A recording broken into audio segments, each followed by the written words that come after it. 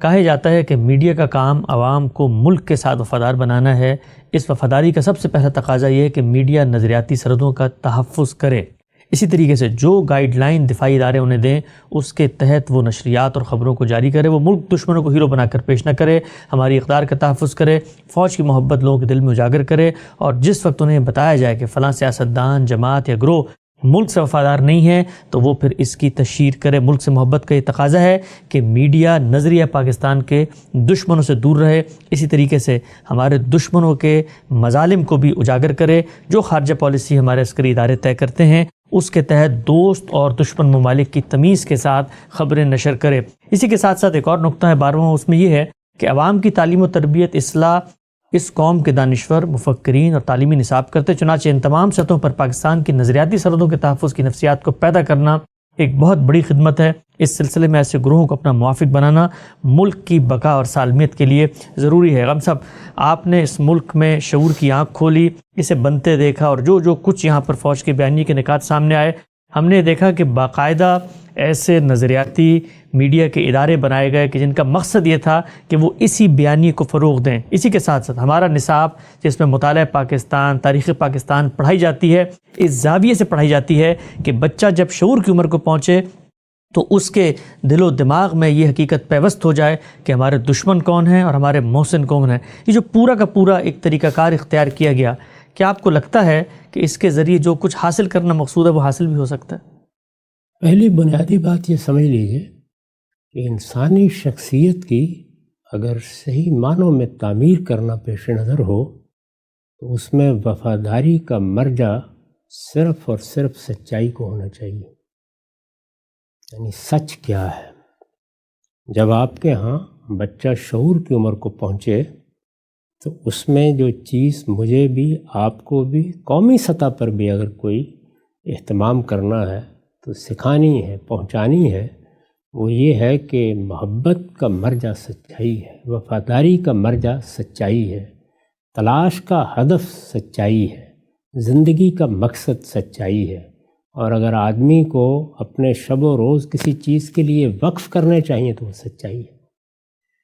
اگر کسی موقع پر وطن کے ساتھ وفاداری سچائی کا تقاضا ہے تو وفاداری ہونی چاہیے، لیکن اگر کسی موقع پر سچ کوئی اور تقاضا کر رہا ہے اور یہ معلوم ہو گیا ہے کہ خود وطن اس وقت باطل کا علمبردار بن گیا ہے تو ہے ترک وطن سنت محبوب الہی۔ یعنی ہمارے ہاں تو صرف سچائی ہے، اور ہمارے مذہب میں بھی اور انسانی اخلاقیات کی صداقتوں میں بھی، جس کو ہدف نصب العین اور تمام تر صحیح کا حاصل قرار دیا گیا ہے۔ اس لیے یہ بڑی خطرناک بات ہے کہ کوئی عسکری ادارہ یا کوئی بھی ادارہ بیٹھ کر یہ طے کرے کہ یہ باتیں وفاداری کا تقاضا ہیں اور یہ باتیں بے وفائی قرار پائیں گی۔ ان کا یہ ضرور کام ہے کہ وہ استدلال کے ساتھ جو بات بیان کرنا چاہتے ہیں کریں۔ وہ حکومتیں بھی کرتی ہیں، وہ دانشور بھی کرتے ہیں، وہ علماء بھی کرتے ہیں، اور جو چیزیں کسی قوم کی حفاظت یا جارحیت کے مقابل میں اس کے دفاع سے متعلق ہیں وہ عسکری ادارے بھی کرتے ہیں۔ حقائق کو سامنے رکھنا اور حقائق کا شعور پیدا کرنا یہ ان کا کام ہے۔ لیکن میڈیا ہو، میڈیا کیا ہے؟ میڈیا میں افراد بیٹھے ہوں گے نا، یعنی کوئی دانشور ہوگا، کوئی محقق ہوگا، کوئی عالم ہوگا، کوئی شخص صحافی کی حیثیت سے خدمات انجام دے رہا ہوگا، افراد ہیں۔ تو افراد کو جس چیز کی تعلیم دی گئی ہے وہ یہ ہے کہ جو معلومات بھی ان کے سامنے آئے وہ کسی عسکری ادارے کی طرف سے آتی ہیں، وہ کسی مورخ کی طرف سے آتی ہیں، وہ کسی سیاستدان کی طرف سے آتی ہیں، وہ گرد و پیش کے حالات میں خود بخود ابھر کر سامنے آ جاتی ہیں۔ ان کا بیلاگ تجزیہ کرنا سیکھا اور سکھایا جائے، اور جب آپ بیلاگ تجزیہ کرتے ہیں تو پھر حقیقی محبت وجود میں آتی ہے، کیونکہ وہ آپ کے تجزیے کے نتائج سے محبت ہوتی ہے، وہ اس سچائی سے محبت ہوتی ہے جو اس کے بعد نمایاں ہو جاتی ہے۔ پھر آپ کو یہ سب باتیں کہنے کی ضرورت نہیں پڑتی، اور انسانی فطرت کیونکہ سچائی کے ساتھ بے پناہ محبت کرتی ہے، یعنی سچائی کی محبت جس کو آپ بعض موقعوں کے اوپر عدل کے لفظ سے بھی تعبیر کرتے ہیں۔ یہ آپ کے علم میں ہے کہ کلمۃ حقٍ، کلمۃ عدل، یہ دونوں مترادف استعمال ہوئے ہیں ایک حدیث میں، اس میں کہا گیا نا کہ سلطان جابر کے سامنے سچی بات کرو، تو اس میں ایک روایت میں اسے کلمۃ عدل کہا ہے، دوسری میں کلمۃ حق کہا ہے۔ تو حق، عدل، سچائی، انصاف، یہ ساری چیزیں جتنی ہیں ان کو اگر آپ ایک لفظ میں ادا کریں تو وہ یہی ہے کہ جب آپ نے سچائی کی محبت پیدا کر دی ہے اور خود آپ سچائی پر کھڑے ہیں تو آپ کو اصل میں یہ سب کچھ کہنے کی ضرورت ہی نہیں۔ آپ کہہ سکتے ہیں کہ جس طرح سے انسان جب اپنے ارادہ و اختیار کو غلط استعمال کرتا ہے تو اس سوء استعمال سے خرابیاں پیدا ہوتی ہیں اور مجرم سامنے آ جاتے ہیں، لیکن کیا ایسا بھی ہوا ہے ابھی تک انسانی سوسائٹی میں کہ ساری کی ساری قوم مجرم بن گئی؟ اور اگر ساری قوم مجرم ہے تو آپ کا پروپیگنڈا کیا کر لے گا؟ عام طور پر یہی ہوتا ہے کہ انسانوں کی فطرت صالح فطرت ہے، وہ اچھائی کو پسند کرتے ہیں، اپنے لیے تو خاص طور پر ہمیشہ اچھائی اور سچائی کا انتخاب کرتے ہیں۔ کچھ مجرمانہ ذہن کے لوگ ہوں گے، جب پوری قوم سچائی پر کھڑی ہوگی تو وہ بالکل نمایاں ہو جائیں گے، اور پھر آپ جو دنیا میں قوانین ہیں، خواہ وہ دنیا کے قوانین ہیں، خواہ آپ کے دین کی دی ہوئی ہدایت ہے اس کی روشنی میں کوئی قانون بنایا گیا ہے، وہ سب اس کا محاسبہ کر لیں گے۔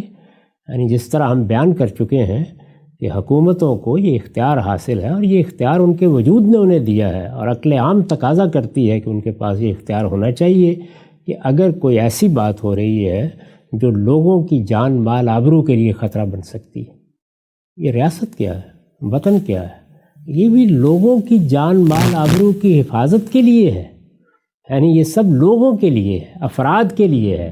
تو افراد کو اگر کوئی خطرہ لاحق ہو رہا ہے تو وہ مجرم سامنے آ جائیں گے، اور قانون میں پوری طاقت ہوتی ہے کہ ان کا محاسبہ کر سکے۔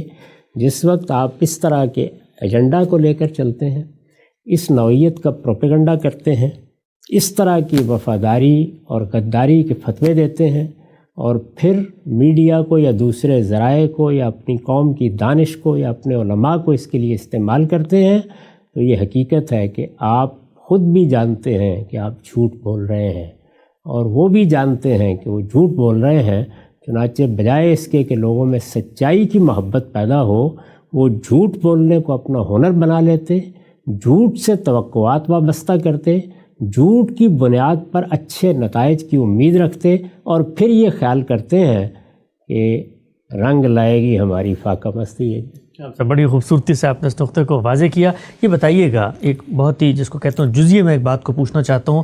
ہمارے ہاں بہت اس بات کی تکرار کی جاتی ہے اور یہ کہا جاتا ہے کہ جی فلاں چیز نیشنل انٹرسٹ کے خلاف ہے، قومی مفاد کے خلاف ہے۔ سب سے پہلے پاکستان ہے، سب سے پہلے ہمارا نیشنل انٹرسٹ ہے۔ یہ جو قومی مفاد ہے، یہ نیشنل انٹرسٹ ہے، یہ کیا چیز ہوتی ہے، کیسے طے ہوتی ہے؟ قومی مفاد، میرا مفاد، کسی خاندان کا مفاد، یہ ساری چیزیں یا تو سچائی پر مبنی ہوں گی اور یا جھوٹ، دھوکے اور فریب پر مبنی ہوں گی، اپنی ذات میں کوئی چیز نہیں۔ مثلا ایک آدمی غبن کرتا ہے، رشوت لیتا ہے، اس کے نتیجے میں جو 12,000 15,000 کی اس کی ماہانہ آمدن ہے وہ 2 4 5 10 لاکھ میں بدل جاتی ہے۔ اس کو آپ پکڑنا چاہتے ہیں یا گرفت میں لانا چاہتے ہیں یا مذمت کرتے ہیں تو اس کے مفاد کے خلاف ہے یا نہیں ہے؟ تو اس لیے مفاد کیا چیز ہے؟ مفاد یا تو سچائی پر مبنی ہوگا اور یا جھوٹ پر مبنی ہوگا۔ تو یہاں بھی وہی چیز ہے کہ یہ مبہم اصطلاحات ہیں، یہ بولی جاتی ہیں تو اس کے کوئی معنی نہیں ہوتے۔ جو چیز ہمیں اپنے بچوں کو سکھانی چاہیے، ہماری تعلیم میں سرایت کر جانی چاہیے، ہمارے ایک ایک استاد کی زبان پر ہونی چاہیے، تربیتی اداروں میں جس کو ہدف بنانا چاہیے، وہ سچ کے ساتھ محبت ہے۔ جب آپ سچ کے ساتھ محبت پیدا کرتے ہیں تو آپ دیکھیے وہ کیا کرتی ہے، وہ آپ میں سچا تنقیدی جذبہ پیدا کرتی ہے، وہ جھوٹ سے آخری درجے کی نفرت پیدا کرتی ہے، وہ چاہتی ہے کہ سچائی کی یہ محبت انسان کے اندر سچائی کے تلاش کا دائیا پیدا کرے۔ وہ علم میں، عمل میں، ہر جگہ اسی کو معیار بنا دیتی ہے، اور بتدریج کیا ہوتا ہے، پوری قوم میں، اس کے ایک ایک فرد میں سچی تحقیق کا جذبہ پیدا ہوتا ہے، اس لیے کہ وہ سچائی کو جاننا چاہتے ہیں، صحافی ہیں تو وہ یہی چیز اپنے لیے ہدف بنا لیتے ہیں کہ ہمیں سچائی کو تلاش کرنا ہے۔ دانشور ہیں تو ان کی زندگی کا مقصد یہ بن جاتا ہے کہ ہمیں لوگوں تک سچائی کو پہنچانا ہے۔ عالم ہے تو وہ اسی جگہ کھڑا ہوتا ہے کہ مجھے خود سچائی سے محبت کرنی ہے، اور جب میں سچائی کی بنیاد پر کوئی نتیجہ نکال لوں تو سچائی کے ساتھ مجھے اسے پیش کر دینا ہے۔ تو اس کے نتیجے میں افراد میں عظیمت اور کردار کی عظمت پیدا ہوتی ہے۔ اس کے نتیجے میں قوم کے اندر اعتماد پیدا ہوتا ہے، اور یہ جو آپ دیکھتے ہیں کہ یہ تو میرا مسلک ہے، یہ میرے آبا کا مذہب ہے، یہ میری عصبیت ہے، میں اس چیز کو کیسے اختیار کر سکتا ہوں، اس کے نتیجے میں تو میرے مفادات خطرے میں آ جائیں گے، میری ملازمت چلی جائے گی۔ یہ ساری چیزیں جب قوم میں پیدا ہوتی ہیں تو اس کو ایک بزدل قوم بنا دیتی ہیں، اور اس کا نتیجہ کیا نکلتا ہے کہ پھر یہ مفاد آہستہ آہستہ یہ آپ کا بتایا ہوا مفاد نہیں رہتا، یہ میرے لیے میرا بن جاتا ہے، آپ کے لیے آپ کا بن جاتا ہے۔ یہ لوگ یہ خیال کرتے ہیں، اس بیانیے کے مصنفین کو یہ زوم ہے کہ اس طرح وہ لوگوں کو وطن کا وفادار بناتے ہیں۔ میں پورے اطمینان کے ساتھ کہتا ہوں کہ اس کے نتیجے میں وہ لوگوں کو وطن کا کبھی وفادار بننے ہی نہیں دیتے، اس لیے کہ وہ آدمی جو اپنے ضمیر کو دھوکہ دے رہا ہے، جو اپنے آپ سے جھوٹ بول رہا ہے، وہ وفادار ہو کیسے سکتا ہے؟ وہ یہ دیکھے گا کہ یہ اس وقت قومی مفاد ہے تو کیا میرا بھی یہی مفاد ہے، تو اس کا مفاد اور قومی مفاد، نام نہاد قومی مفاد ملتے ہوں گے تو وہ آپ کا حامی ہوگا، وہ آپ کی بات کرے گا، اور جب وہ خطرے میں نہیں رہے گا یا اس کا مفاد خطرے میں نہیں رہے گا تو وہ آپ کو دن دہاڑے دھوکہ دے گا، آپ کے کپڑے اتار دے گا، ہر چیز الٹ پلٹ کر دے گا، اور آپ اس وقت اپنا جسم اپنے دانتوں سے کاٹ رہے ہوں گے۔ یہ ہوگا نتیجہ۔ تو اس لیے سچائی، اور صرف سچائی ہے جس سے وفاداری ہونی چاہیے، سچائی ہے جس کے لیے ہم اپنی قوم کو جینا سکھائیں، اور یہی چیز علم میں ہو، یہی تحقیق میں ہو، یہی اداروں میں ہو۔ یہ چیز آپ اگر بچپن سے پیدا کر دیتے ہیں، یہاں تک کہ ایک بچہ بھی اپنے باپ کو یہ کہہ دے کہ ابا جان آپ کی عزت سر آنکھوں پر آپ جھوٹ بول رہے ہیں۔ اسی طریقے سے جب قوم کا ایک ایک فرد عسکری قیادت کو یا سیاسی قیادت کو یہ بتا سکے کہ آپ جھوٹ بول رہے ہیں، اور یہ جھوٹ ہمارے ہاں اس بیانیے کے مصنفین نے پوری قوم کو بولنا سکھایا ہے قومی مفاد کے نام پر۔ یعنی ہم لوگوں کی تربیت کر رہے تھے، وہ تربیتی ادارے بم کیسے چلانا ہے اور بندوق کیسے چلانی ہے ہماری آنکھوں کے سامنے تھے، اور ہم عالمی سطح پر جھوٹ بول رہے تھے کہ ہم تو ایسا نہیں کرتے۔ یہ میں نے ایک مثال دی، ایسی دسیوں مثالیں میں دے سکتا ہوں جو سنی سنائی نہیں ہیں، میرے بالکل براہ راست مشاہدے پر مبنی ہیں۔